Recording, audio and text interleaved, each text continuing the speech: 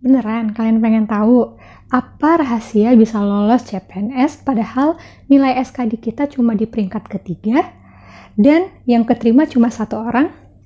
Stay tune. Jangan lupa untuk like, komen, subscribe, dan aktifkan loncengnya. Perkenalkan, nama aku Hana.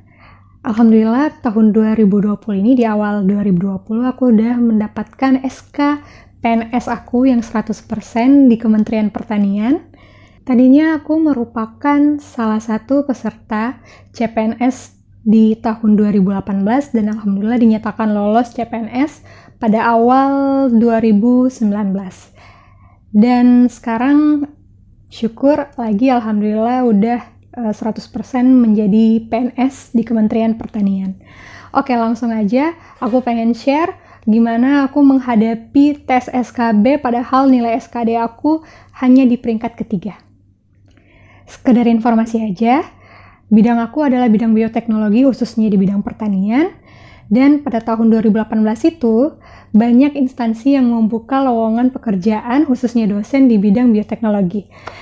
Dan karena ada banyak, sekitar 3 kampus yang membuka lowongan dosen ini di bidang bioteknologi, aku sempat bingung dan akhirnya aku coba berdiskusi dengan orang tua kira-kira aku milih kampus mana. Tapi orang tua juga tentunya bingung dengan pilihan yang ada. Akhirnya aku mencari informasi mengenai prodi bioteknologi di kampus-kampus tersebut dan ternyata udah mendapatkan informasi seperti silabinya. Setelah itu aku mikir-mikir juga masih bingung mau milih yang mana. Akhirnya aku memutuskan untuk sholat istihara karena aku muslim. Aku memutuskan untuk sholat istihara, berdoa untuk diberi petunjuk untuk memilih kampus yang mana.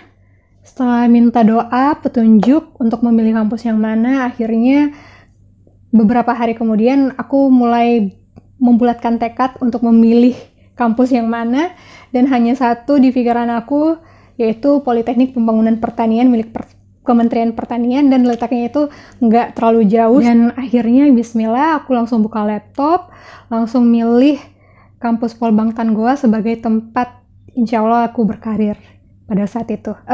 Setelah pendaftaran, aku ngecek berapa banyak peserta yang mendaftar pada bidang yang aku pilih, pada jabatan yang aku pilih. Ternyata totalnya ada sebanyak 7 orang. Ini berarti ada 6 orang yang merupakan saingan aku. Jadi aku mikir, ada lumayan nih 7 orang memperebutkan satu posisi aja, dan sepertinya agak ketat persaingannya, dan akhirnya aku mulai mencoba banyak belajar mengenai soal-soal SKD. Nah, setelah itu aku mulai ikut SKD, aku ikutin alurnya, kemudian pas setelah ujian SKD, hasilnya keluar, dan ternyata aku nggak lulus passing grade. Aku jatuhnya di soal TKP yang kepribadian itu. Jadi kebanyakan orang pada saat itu periode 2018 banyak yang jatuh di soal TKP itu, soal kepribadian itu. Dan di situ aku mulai down, nggak ada harapan lagi buat lanjut ke tes berikutnya. Dan akhirnya aku nyampein ke orang tua bahwa ternyata aku nggak lulus nih untuk ujian dasar CPNS 2018. Ya, semuanya juga udah nggak punya semuanya orang tua juga udah merasa, oh iya kamu mungkin memang rezekinya bukan di situ. Jadi aku nggak mikir-mikir lagi untuk gimana nih kelanjutan CPNS, apakah aku lulus atau enggak, karena aku udah yakin udah nggak lulus. Soalnya kan ada 7 pendaftar. Aku merasa bahwa pasti di salah satu dari kami ini ada yang lolos passing grade. Dan ternyata pada saat pengumuman seleksi kompetensi dasar ini, aku nyoba iseng-iseng ngecek tengah malam, tepatnya mungkin jam 11, sekitar jam 12 malam, aku buka handphone, aku buka web pengumuman CPNS untuk Kementerian Pertanian, dan ternyata aku search nama aku di handphone.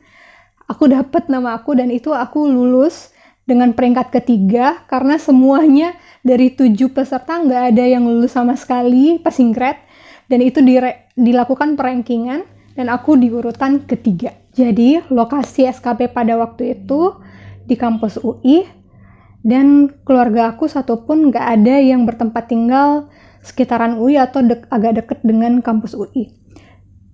Kemudian aku coba WA salah satu teman aku mengenai di mana aku bisa tinggal, yang bisa sehari aja. H-1 aku bisalah tinggal di situ sebelum aku ujian. Jadi teman aku ini menginformasikan ternyata teman dekat aku juga itu sekarang pada waktu itu tinggal di sekitar kampus UI. Jadi nggak terlalu deket juga, tapi nggak terlalu jauh juga, sekitar 7-8 menitan udah nyampe dari rumahnya ke kampus UI. H-1 sebelum aku ujian, aku ngecek lokasi ujian aku, karena aku takut nanti karena nggak tahu jalan, nggak tahu lokasi, aku telat dan itu menggagalkan ujian SKB aku, padahal aku jauh-jauh datang dari Makassar. Jadi malamnya sebelum ujian aku udah menyiapkan pakaian aku, mulai dari kemeja, rok, jilbab aku udah siapin, karena waktu itu syaratnya adalah memakai kemeja putih, memakai celana atau rok yang berwarna hitam, memakai jilbab yang berwarna putih atau hitam, kemudian memakai sepatu berwarna hitam. Itu syarat dari pakaian kita. Kemudian syarat yang lain itu berkas-berkas seperti KTP, fotokopi KTP, terus kartu ujian. Cuma jaga-jaga aja siapin fotokopi legalisir ijazah S1, S2, begitupun juga transkripnya aku sediain. Kemudian aku membawa pas foto, itu wajib ada di syaratnya. Jadi pas foto berwarna dengan latar merah yang ukurannya 4x6 dan juga 3x4, aku sediain masing-masing sebanyak 5 lembar. Dan itu aku sediain yang berwarna dan juga hitam putih. Kemudian aku siapin juga alat tulis-menulis aku seperti pulpen, pensil, penghapus, tip X, penggaris. Itu aku sediain, jangan sampai aku nggak bawa dan aku nggak bisa minjem ke siapa-siapa. Soalnya aku nggak punya kenalan dengan peserta yang lain. Aku benar-benar sendiri menyiapkan perlengkapan perang aku untuk SKB. Pas hari H-nya, pas ujian SKB itu tiba, kita tuh sebenarnya disuruh ngumpul jam 7 pagi, tapi ujiannya kalau nggak salah pada saat itu jam 8 pagi. Jadi ngumpul dulu jam 7 pagi untuk registrasi. Dan pada saat itu kami disuruh lihat nomor urut masing-masing yang udah ditempel di tembok.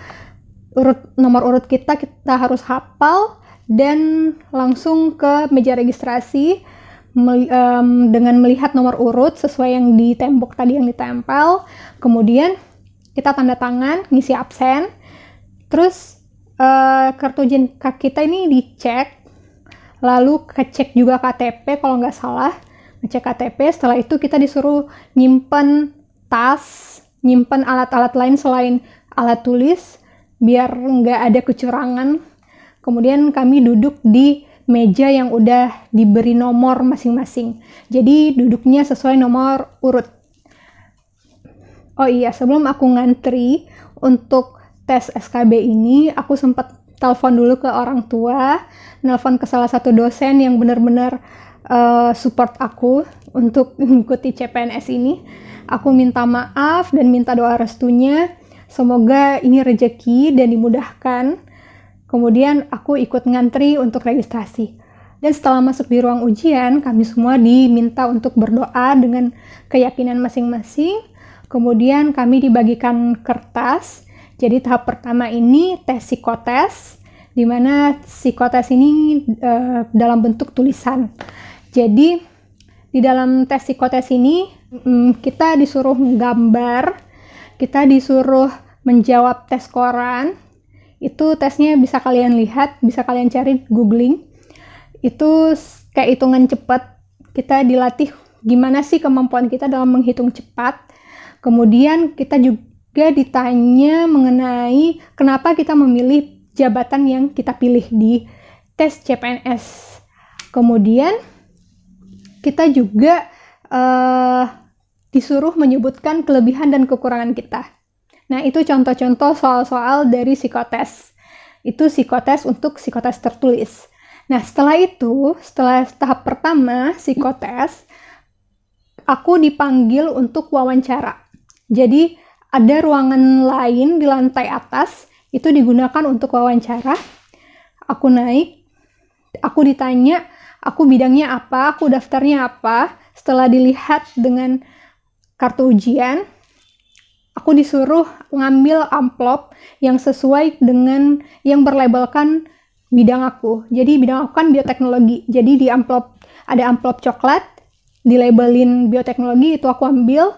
Kemudian aku disuruh ke salah satu pewawancara. Nah, pewawancaranya rata-ratanya dari kampus IPB, dosen IPB. Jadi lumayan lah banyak pengetahuan tentang pertanian dari mereka. Bukan lumayan lagi, banyak banget pengetahuan yang harus kita tahu. Soalnya pakarnya dari IPB. Kemudian aku langsung ketemu dan pewawancara. Nah, persiapan aku dalam menghadapi pewawancara untuk interview, untuk wawancara itu, aku kan orangnya grogian. Jadi, aku coba nenangin diri dulu sebelum ketemu dengan pewawancara. Aku tarik nafas dalam-dalam beberapa kali lalu dihembuskan pelan-pelan, kemudian aku senyum selebar-lebarnya. Tapi karena takut dilihat orang lain dikiranya gila atau apa, aku tutuplah wajahku setengah biar nggak kelihatan senyum atau enggak. Jadi aku tutup biar aku merasakan kalau aku senyum berkali-kali, rasanya aku lebih mudah untuk berbicara di depan orang. Apalagi merasakan tingkat kepedeannya makin tinggi aja. Jadi buat teman-teman yang grogian kayak aku, kalian boleh mencoba caraku untuk menghilangkan grogi dengan kayak tadi nih. Aku tarik nafas, terus dihembuskan, kemudian aku senyum beberapa kali diulang-ulang. Dan itu berhasil menghilangkan grogi di aku dan meningkatkan kepedean aku.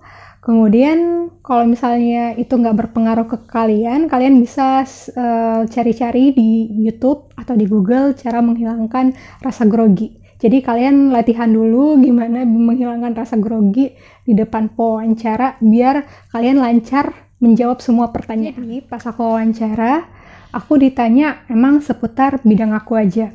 Jadi karena aku dasarnya kan mendaftarnya di Kementerian Pertanian, otomatis aku ditanya seputar dasar-dasar tentang pertanian. Kemudian ditanya mengkhusus ke bidang bioteknologi pertanian. Jadi aku ditanyain mengenai bagaimana cara bertanam, kemudian macam-macam teknik memperbanyak tanaman, kemudian gimana cara kultur jaringan, kerjanya seperti apa. Terus aku juga disuruh ngejelasin bioteknologi pasca panen, pengolahan hasil panen pertanian itu seperti apa. Kemudian aku juga disuruh jelasin gimana cara membuat pupuk dengan teknologi bioteknologi ini. Dari semua pertanyaan yang aku dapatkan, ada satu pertanyaan yang aku mungkin jawabnya asal aja. Jadi ada satu pertanyaan aku jawabnya ngasal karena aku bener-bener lupa. Jadi aku mulai down lagi karena ada satu pertanyaan yang aku lewatin. Bukan aku lewatin sih, ada satu pertanyaan aku jawabnya ngasal. Jadi aku merasa kayaknya aku nggak lulus deh. Kayaknya bakal jatuh deh. Tapi kembali lagi aku mikir, ya kita nggak tahu nih kemampuan saingan kita itu seperti apa. Setelah itu aku balik ke meja ujian aku tadi yang di lantai bawah. Kemudian nggak lama nama aku dipanggil lagi untuk wawancara psikologi langsung dengan orangnya. Jadi dari pertanyaannya si pewawancara ini banyak mengambil pertanyaan berdasarkan jawaban aku di tes psikotes tadi sebelumnya. Kemungkinan besar pewawancara cuma memastikan apakah kita benar-benar menjawabnya dengan sungguh-sungguh dan kembali tanyakan kenapa kita memilih jabatan yang kita pilih, kemudian kenapa kita ingin menjadi PNS. Jadi kalian harus menyiapkan jawaban kenapa kalian memilih untuk jadi PNS. Jadi kalian juga harus mengetahui apa saja hal yang tidak dibolehkan untuk dilakukan oleh seorang PNS. Jadi kalian harus banyak-banyak bertanya, banyak-banyak cari info mengenai SKB sebelumnya seperti apa. Kalau enggak, kalian coba cari grup WA, Facebook tempat kalian daftar. Kalau misalnya kalian mendaftar di Kementerian Pertanian seperti aku, kalian cari CPNS 2020 Kementerian Pertanian. Dari grup-grup itu juga kalian bisa update mengenai perkembangan tahapan ujian kalian. Kemudian saran aku bisa nyari di Facebook orang yang bekerja di instansi yang kalian daftar. Kalian bisa nyari, terus mungkin ngechat pribadi, minta tolong kapan mereka jadi PNS, terus bisa nge-share kira-kira soal SKB-nya seperti apa, ujian SKB-nya seperti apa. Gitu. Setelah tahapan wawancara psikologi ini udah aku lewatin, itu berarti 3 tahapan udah selesai. Jadi sebelum aku meninggalkan tempat lokasi ujian aku memastikan dulu apakah semua berkas, semua lembaran udah aku tanda tanganin, udah aku isi dengan baik. Soalnya ada beberapa orang yang mungkin setelah tahapan terakhir, tes terakhir itu udah selesai, dia langsung pulang aja, nggak ngecek apakah lembaran kehadiran mereka itu udah diisi atau belum, udah lengkap atau belum. Jadi saran aku nanya ke panitia, kira-kira kalian udah ngisi semua lembaran kehadiran, lembaran pernyataan atau sebagainya yang menjadi bukti kalau kalian hadir itu udah lengkap atau belum. Jadi mungkin kalau kalian melewatkan salah satunya, bisa jadi peluang untuk lulus pun juga makin menurun. Jadi sebelum pulang, pastikan semuanya udah lengkap, udah terisi dengan baik, kemudian baru kalian pulang. Pada saat tes wawancara, aku nggak ada dimintain micro teaching sama sekali, tapi beberapa peserta, teman-teman aku yang lolos, pernah cerita ke aku bahwa mereka dimintain untuk mengajar di depan si pewawancara. Jadi mereka diminta, gimana sih kalian mau ngajar di depan mahasiswa? Disuruhlah mereka ngajar. Akhirnya mereka mencoba untuk micro teaching di depan pewawancaranya. Jadi nggak semuanya sama, tergantung dari pewawancaranya. Termasuk ini khususnya di Kementerian Pertanian ya.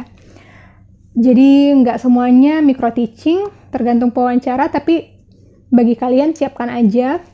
Yang mendaftar sebagai pengajar atau dosen, siapkan bahan atau materi yang akan nanti kalian sampaikan di depan pewawancara sebagai bahan micro teaching. Jadi, saran aku untuk menghadapi ujian SKB ini, kalian jangan terlalu tegang, jangan terlalu takut atau khawatir, karena itu akan menurunkan kualitas kalian. Jadi, kalian latihan untuk menaikkan kepercayaan diri kalian, agar nggak grogi, nggak khawatir dengan hasil tes kalian nantinya. Kemudian jangan lupa kalian juga minta maaf ke orang tua atau orang yang dituakan, minta doa restunya mereka agar kalian itu semua urusannya dilancarkan dan bisa mendapat rezeki menjadi PNS. Dan jangan lupa tetap jalankan ibadah, berdoa sebanyak-banyaknya, meminta kepada Tuhan semoga semua urusan kalian dilancarkan. Tenangkan pikiran kalian, pikiran kita. Jadi tadi aku nyontohin, aku menghilangkan grogi, menenangkan pikiran dengan tarik nafas, dikeluarkan, lalu berusaha untuk senyum lebar berkali-kali diulang-ulang. Itu sangat membantu aku menghilangkan grogi dan meningkatkan kepercayaan diri. Lalu aku saranin banget ke kalian untuk nyari informasi kepada orang-orang yang tahun lalu atau tahun yang lalunya lagi yang pernah ikut tes CPNS ini dan mereka lulus. Kalian coba tanya-tanya, cari informasi, entah itu kalau kalian nggak punya kenalan sekalipun, kalian bisa cari di media sosial. Kalian bisa cari di Facebook, di Twitter, di Instagram. Mungkin di profilnya udah dicantumin dia bekerja di instansi ini, kalian bisa nanya-nanya di situ. Kemudian jangan lupa siapkan jawaban kalian jika ditanya, kenapa kalian memilih untuk menjadi PNS? Lalu, kenapa kalian memilih jabatan yang kalian daftar? Juga kalian perlu tahu hal apa yang tidak boleh dilakukan oleh seorang PNS. Dan jangan lupa pelajarin ilmu dan pengetahuan berdasarkan bidang yang kalian daftari. Dan ini sangat-sangat penting karena nilainya amat-amat besar. Kalian harus banyak tahu tentang bidang kalian. Ketika wawancara, kalian usahakan jangan memberikan atau memperlihatkan muka yang masam, muka yang khawatir, takut. Tadi yang aku bilang, hilangkan nervous kalian, hilangkan kegrogian kalian, tingkatkan percaya diri kalian, itu kalian latih sejak awal, insya Allah di video selanjutnya aku akan nge-share mengenai info-info SKB di beberapa kementerian lain atau instansi lain. Dan jangan lupa subscribe, bunyikan loncengnya agar kalian tidak ketinggalan info-info dari aku. Terima kasih buat kalian yang udah nonton dan sampai jumpa di video berikutnya.